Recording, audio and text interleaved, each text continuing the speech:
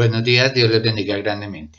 Santiago capítulo 5, versículos 10 y 11 nos dice: como ejemplo de sufrimiento y de paciencia tienen a los profetas que hablaron en nombre del Señor. Consideremos dichosos a los que supieron mantenerse firmes. Más aún, ustedes tienen conocimiento de la firmeza de Job y ya ven el feliz desenlace a que lo condujo el Señor, porque el Señor es compasivo y misericordioso. En este pasaje, los judíos acostumbraban leer el Antiguo Testamento en las sinagogas, y los cristianos que también inicialmente hacían parte de ese pueblo judío tenían la misma costumbre, leer el Antiguo Testamento. Y al leer el Antiguo Testamento se encontraban con profetas como Jeremías, que tuvo que sufrir martirio, profetas que como Daniel, que tuvo que ser expuesto a ser tirado en el foso de los leones, y diferentes personajes en el Antiguo Testamento que de una o de otra manera tuvieron que enfrentar el dolor y la angustia, la persecución y experimentar todas esas circunstancias a causa de su fe. Y aún así ellos perseveraron en enseñar lo que sabían era la verdad. Y entonces, a causa de eso, aquí se le está diciendo, tomen como ejemplo. Y la palabra ejemplo es la clave acá. Lo que Santiago está diciendo es, no sigan el ejemplo de los ricos opresores, por el contrario, sigan el ejemplo de los profetas que hablaron en el nombre del Señor, aunque hayan tenido que sufrir persecución. Y entonces se les dice, consideren a esas personas que sí deben imitar, que deben modelar su vida, y entonces manténganse firmes, manténganse constantes en eso. Y coloca otro ejemplo, el ejemplo de Job. Job es un personaje del Antiguo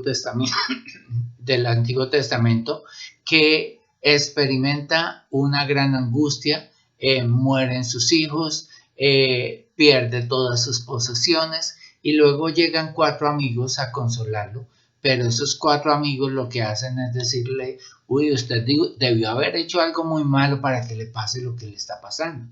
Y entonces comienzan a cuestionar su fe, y la Biblia nos dice que Job, a través de una serie de discursos, trata de entender el dolor y de buscar respuesta al dolor. Y él no pecó con sus palabras, pero aún así no encontraba la respuesta. Finalmente él dice, lo que quiero es que Dios mismo me hable, que Dios mismo me diga qué es lo que pasa. Así que Dios simplemente habla con él y le da un discurso de cómo sostiene la creación, de cómo él soberanamente mantiene todo lo que hay. En otras palabras, es como si le dijera a Job, hay cosas que están por encima de su capacidad de comprensión. Simplemente tiene que confiar y descansar en la soberanía de Dios. Y ese hecho hace que Job afirme su fe en el Señor, y al final el libro cuenta cómo Dios afirma nuevamente su fe, afirma sus convicciones, lo afirma delante de los demás, y también Dios le restaura sus posesiones y muchas cosas temporales.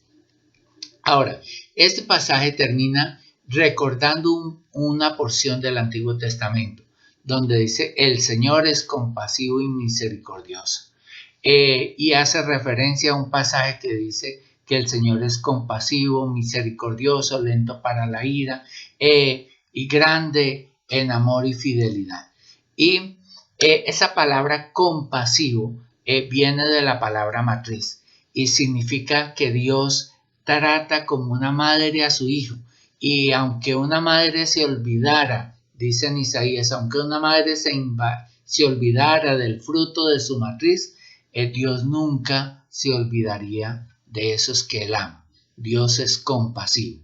Esa palabra compasión viene en el original hebreo de la palabra matriz. tiene como raíz esa palabra. Y lo que quiere decir es que Dios tiene un amor de esa naturaleza. Jesucristo se comparó con una gallina que protege a sus polluelos debajo de sus alas. Y Dios tiene ese carácter. Y este texto nos está recordando esto. Dios les bendiga. Feliz día.